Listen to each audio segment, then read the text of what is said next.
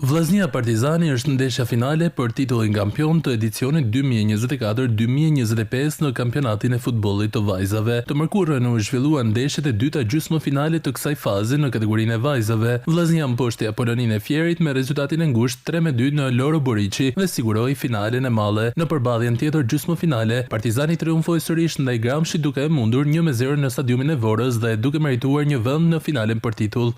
Mendoj me lojën që u shfaq në fushën e lojës, mendoj që ekipi e meritoi plotësisht fitoren, megjithse ekipi bën një lojë të hapun, se vetë golet e shënuam edhe të psuam normalisht na gëzuan edhe më tepër sepse i dhan bukurinë ndeshjes, edhe pse kjo ndeshje ishte ndeshje shumë e rëndësishme. Na kishim përballë një ndër ekipet më të mira në Shqipëri, ishte Fieri.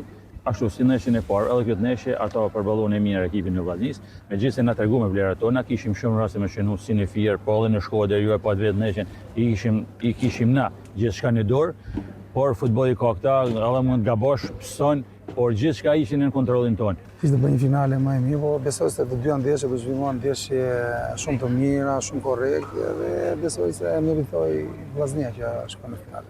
Ndeshja finale do të luhet më 18 maj, teksa Departamenti i Garave në Federatën Shqiptare të Futbollit do të bëjë me dije së shpejti stadiumin se ku do të luhet ky takim.